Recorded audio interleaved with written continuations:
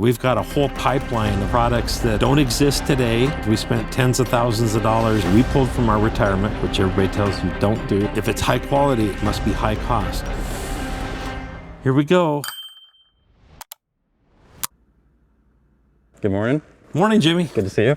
Good to see you as well. All right. Let's get started. Oh, absolutely. Let the party begin. All right, Jeff.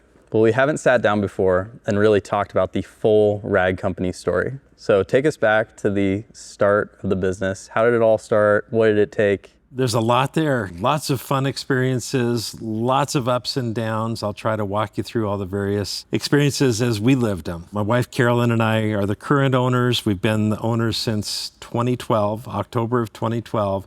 But before that, there's a whole nother chapter. And Bev and Dale Horn were the original founders of the rag company in 1999. They did an amazing job considering they were both in their 60s when they finally sold it to us in 2012. They were 70. And Bev, to her credit, was selling towels out of her garage. She created websites. She did all of the heavy lifting.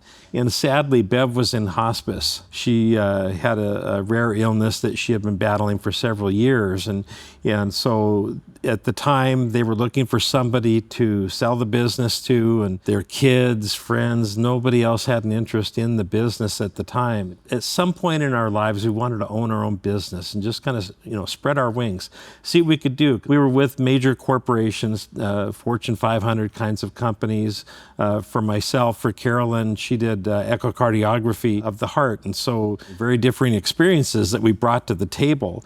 But we were able to take those experiences that we had to get a business where we could really exercise the things that we believed in and create an organization and a culture that we felt could do all the things you kind of dream about and you wish. And although, in full honesty, I never in my life would have imagined we'd be able to do what we've been able to do thanks to this team. We've just got an amazing, amazing team today. And it was just one of those opportunities where when we bought the business, we actually put an offer on the table. We pulled from our retirement, which everybody tells you don't do. That's not a wise financial move. It's a huge risk, and any financial planner will tell you, no, stupid thing to do. But we were confident enough in our abilities and the opportunity, so we put the offer on the table, and then we did something you would never say to somebody, we hope you turn us down.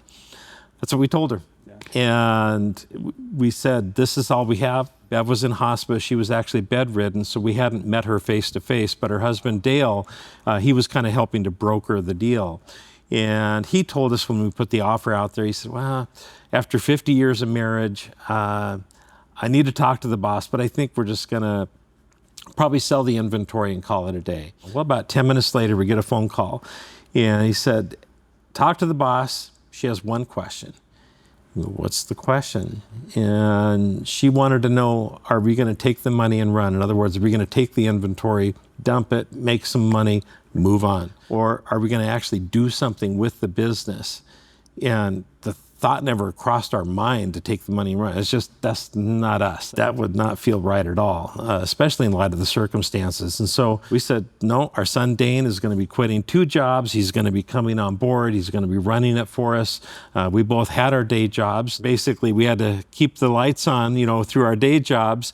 Dane came in, got on, the phone and packing products and handling the website development and everything right there in the garage from day one. I think that's an important thing to touch on too, is that you didn't just buy a business and then move into a business complex or an office or somewhere. No. You did it all out of the garage. We just traded garages and storage units. That was it. It was really exciting and really scary because we knew nothing about microfiber. We knew nothing about an online business. We knew nothing about automotive detailing.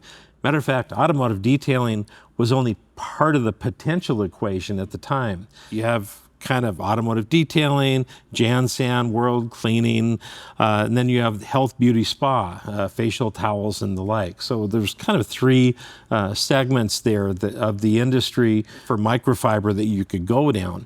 And, it could be kind of confusing because I always teach you kind of stay in your lane. Well, Okay, microfiber is a lane, but it's a really wide lane. So you need to be able to focus in. Like I say, for about that first year and a half after we bought the business, we're just trying to figure out, who are we? What was our real focus? Are we a Jansan? Are we facial spa, beauty? Are we detailing? Which one? Because you can't do it all really well. That was probably the most critical decision. Having Dane's interest in automotive, that obviously helped influence our decision as well. And then having the Junkman create our viral moment all those years ago, those things really helped lead us a certain direction. And I'm a firm believer in things happen for a reason. You can't explain.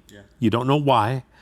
And if you sit there and try to focus too much on asking the why, you're going to spin your wheels. Each of those cases, I look at, they're a gift. What you do with a gift is going to help define what you do with those opportunities. In that fork in the road where we had to figure out where were we going to go, and it was detailing as our focus, that was one of them. As a business, we've been very fortunate. We're the epitome of the hockey stick. And our growth and our maturity, there were moments where we were like, okay, we're growing so fast, any misstep can be very expensive. And we've had some, I hate to say, some six-figure mistakes. I'm not proud of them. We learned from them. We did them once and we moved on. We didn't dwell on them, but we absolutely learned from it. And that's one thing we're very nimble as an organization as well when we have those kinds of things happen. I would love to say it's always been rosy and peachy keen wonderful and we're just off to the races. No. Anytime you own a business, there's those moments where you're just, here we go. Are we making the right decision? And that's where you have to really trust your leadership. And for my wife, Carolyn, and myself, at this point in our careers, I'm going to stay involved as long as I can. As long as I keep this engaged, that's where the creative spirit comes in. And for Carolyn, it's continuing to develop that culture. We can do that for a long time. The day-to-day ops, no, we've got some great people on our team that can handle that. We've handed those off largely, and we let the team manage those. But when you're scaling, there's an absolute level for us. It was a dollar amount where it's like, okay, we've got to figure out, we can't keep going this way. We're gonna bury ourselves. And I don't know that we can get out from being buried unless we change how we manage as an organization. How did that feel from an owner perspective to hand that? Terrifying? Terrifying. Yeah.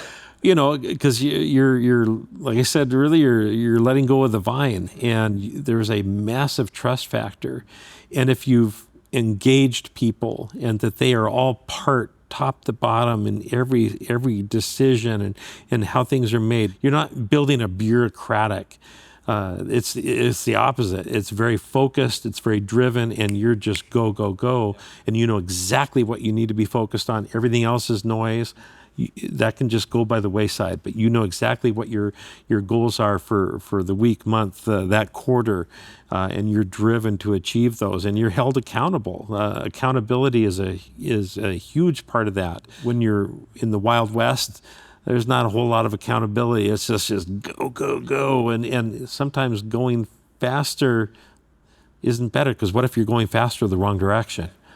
That's not better. You asked about critical points. Those are kind of the key ones, the fork in the road as to the product selection.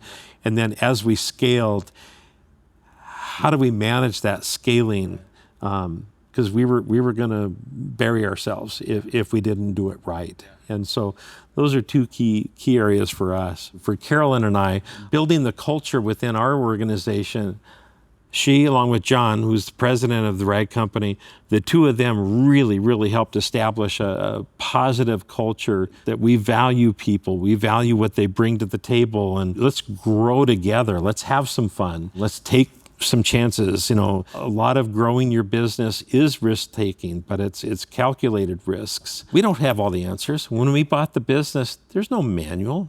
There was no book that said, here's what you do in this scenario. Doesn't exist. Of course, there's a lot of real world experiences that you can get, but there's also common sense and the talents of the people that you bring on board. If you're going to put people in these different positions of leadership and be able to, come up with ideas and, hey, I've got a better way to do this, there's a huge trust factor. And for us, we just, we've always hired people that we felt we could trust and that brought a lot to the equation. And we have grown because we took care of customers, because we took care of employees. And, for us, having a very clear vision was very critical for us. It wasn't as important about hitting the numbers, doing all this stuff, the bottom line. It was building an organization. And that's that organic layer that you'll hear me talk about over and over. Not just organic growth of sales, but organic growth within your organization itself. Well, not only that too, I think one of the things is, your foundation that you guys started with as a business was centered around the customer, right? So the Rag Company's whole foundation is, can we have a confident customer that is educated, that will then buy our products, right? And I think that's a lot different than a lot of businesses. A lot of businesses just want to make something that's exciting to look at, that, it will get somebody to impulse buy, where you guys went in with the mindset of, let's teach people about what we make and why it's worth spending the money, right? Absolutely. No, that you've hit the nail on the head. That's absolutely true. The other thing is, from day one, we didn't want to just take, a factory would say, okay, we can make you this, so you can sell that. No, we want this. And we've designed it this way because we want it to work this way. Not just for towels, but as we continued to expand and we worked with our brand partners, and whether it was chemicals or accessories or towels, there's a purpose. And we wanted to make things more efficient and make sure that we build quality and value into those products. Whether it's somebody who's been with us for many years and seen how we've grown, or somebody who just heard about us for the first time, how do we make sure that we're taking care of them and they can trust what we're doing? It's always not just in the back of our minds, it's in the forefront of our minds with everything that we try to do. And there's a lot of trust there. So you've talked a lot about various products that the Rag Company has come up with, and quality has always been a big thing that you want associated with the brand. Why does quality mean so much to you, and why is that such a big focus when you go into each product? It's so important to us because we buy stuff too. It's important to know that you have the trust that product is going to meet your expectations. Too many people are too disappointed. They'll buy something and you get it, you open it up, and you got these high expectations, and then it breaks on, in the first 10 seconds. What? And so quality in anything that we make. Am I going to say we're 100% perfect all the time, every time? No, we're human. We've made our share of mistakes too. And we pick ourselves back up. We're going to make it better. We're either going to discontinue that product or we're going to make it better than it was, because quality is important to our customers. Quality is important to us. And so having that built in and having the trust that if you buy a product from the Rag Company, it's going to be one that has a lot of the features and the things you expect aesthetically, as well as the stuff behind the scenes that make it durable, that's going to last, that you're going to get the value out of it. And quality really steps into all of those, whether you're a professional detailer, an enthusiast, the weekend warrior, just learning for the first time. Quality is going to be important. Quality doesn't have to be expensive. A lot of times people think, oh, if it's high quality, it must be high cost. No. If it's well built from the ground up, there's not shortcuts, but there's things that you can do, whether it's with materials or just a lot of ingenuity to how you design things. You can make them work really well. Yeah. And there's probably been our share of products. People go, why do you make it too good? Because now it's going to last and you're only going to sell one. Well, I'd rather sell the one and make sure that person tells somebody else who tells somebody else. There's a lot of great competitors, and we're friends with all of our competitors, and they're trying to beat us, we're trying to beat them, and there's a lot of ingenuity that comes into that stuff. But at the end of the day, we want things coming our way, but it's such a big country, a big world of great products whether it's from us and from others. We were hoping we're the first ones that come to mind when you're looking for a specific thing that you know you're going to get the high quality and high value that we're going to deliver. That's always going to be our end game. That's our mantra. Was there ever a time where you realized that social media had a presence for the rag company where we could actually cultivate an audience? Absolutely, the moment with the Junkman and the power of YouTube. About a year and a half into our ownership, we had a phone call from a gentleman, the Junkman, and he gave us a call and just said, "Hey, I'm a YouTube influencer. Love your products. I've been looking for that particular towel." He was talking about the Eagle Edgeless at the time. He said, "I've been looking for that for 3 years, where I could source it." And he said, "Love it. I'm going to mention you guys in my next video." And we said, "Sounds great. Let us know however we can help." And so we went back to work for a couple weeks. Yep. About 2 weeks later, our orders started going, like our views, everything started going crazy. I'm like, what in the world is going on? Yeah. What I didn't realize was just after midnight of the night before, he had just released the video. He said he was going to just mention us. Actually, it was a 15-minute infomercial. He called it basically the rag company, the world's best microfiber. And you can't buy that kind of promotion. So we had this big spike in sales. That was really exciting and really terrifying all at the same time. But that's why we got into this, was to get those kinds of experiences, kind of started teaming up, figuring out how do we expand. One thing also in conjunction with that experience, Dane had also started to reach out on Reddit. And Reddit for detailing was just kind of getting, I think there was maybe 10,000 subscribers at that time. How can we be microfiber experts in detailing, since now that was kind of shifting our focus and going to be the crux of our focus going forward. Dane was becoming the subject matter expert for microfiber, kind of answering questions. And it was kind of a new territory there. And so it evolved, and we started giving products names and characteristics. And on top of that, what we started to do was, because nobody else was putting any of the attributes of the various products out there, the various towels.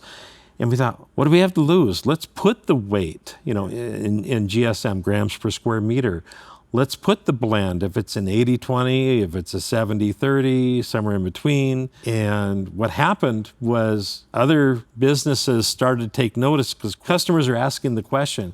We wanted to be the source for education. Yeah, you wanted to educate your customer, make them confident. Absolutely. The more knowledge they have, without overloading them, but just it's better information. You might have a company selling you a 90-10. Our mantra was couple things. We wanted to make sure that we always provided high quality, high value. And you can achieve both when you have the right team, the right focus, the right manufacturing partners. You can really help drive towards that. The other thing was, from a sales perspective, it was really important to us that we educate first. If we educate first, we build trust. If you build trust, you've built a customer. Those things just kind of work hand in hand. We built a really, really strong organic layer, which over time, it was education and through the media, because YouTube and Instagram and all these were just really starting to get a foothold. And so how do we leverage that? For right or for wrong, we were at the right place at the right time for being able to do what we've done. Last year in 2025, we merged with Detail Factory. That was the result of some conversations we had with Brian Tabor, the owner of Detail Factory at the time there, now our business partner in this endeavor. There was a lot of things that he was saying and that we were saying, and things just kind of clicked. And it brought a whole different element to us because we had very solid manufacturing facilities. We have a lot of really brilliant people around our team that are very creative, and they come up with some great ideas. But we were missing a key part of that because we could do it from our side and we could share it with the factory. And that could work with towels, that could work with certain things. But if you're going to go heavy duty with some of the accessories and really create game-changing kinds of tools, we didn't have that kind of a connection. But with Detail Factory, Now we've got a team of CAD designers and manufacturers that have been in the automotive industry for decades. And so they bring a lot to the table.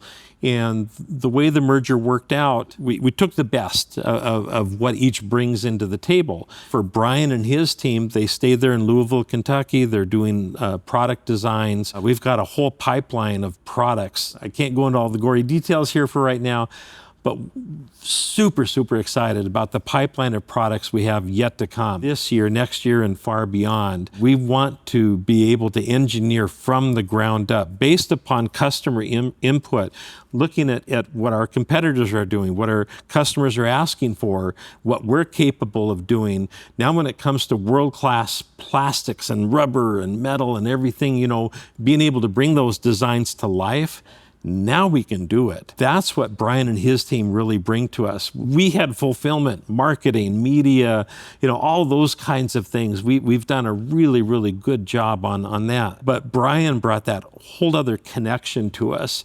And so now we can take it from product idea, I call it back of the napkin, to, okay, let's test some drawings out here structurally. And this is where Brian and his team just excel.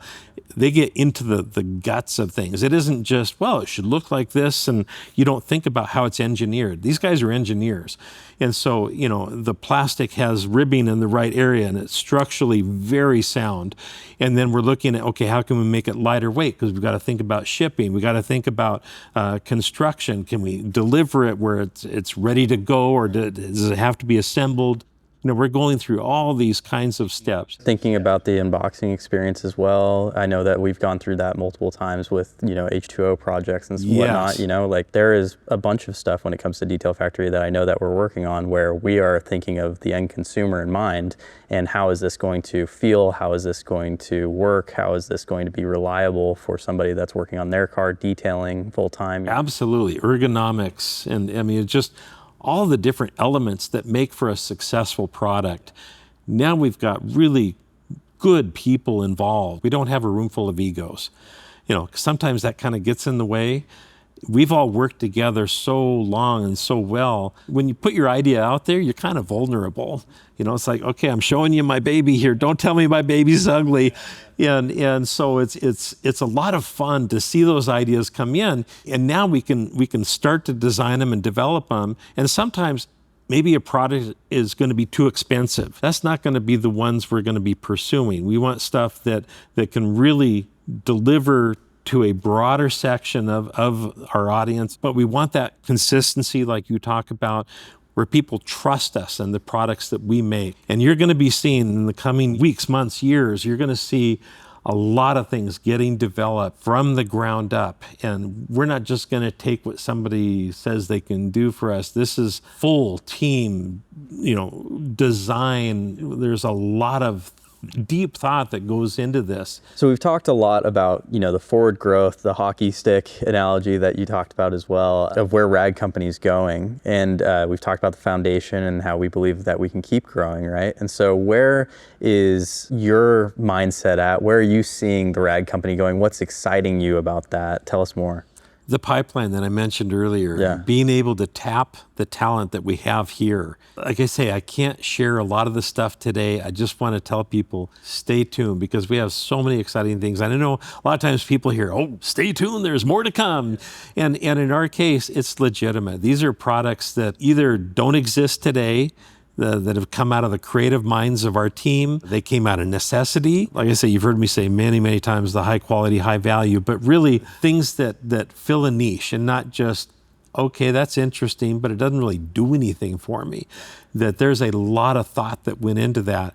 I'll give an example. This one I can talk about is our H2O series. We teased it at SEMA last year with the prototypes and some of the first editions. We've been refining a little bit along the way. Could not be more excited. These are products we've designed from the ground up. We own the molds. We created the molds. We spent tens of thousands of dollars in just mold costs alone, making sure that these outperformed what we felt was in the industry already. We wanted to either one of two things: take an existing product, make it better, and make it more cost effective. Let's say an $80 price point, we're going to do one of two things. We're either going to make that at a $60 or $70 price point that's as good as the $80 one, or we're going to have, if we're going to match price points, it's going to have far more features. You're going to have a lot, you're going to get a lot more bang for your buck. We're very cognizant of what else is out there in the industry. You said one of your favorite things about, what you do is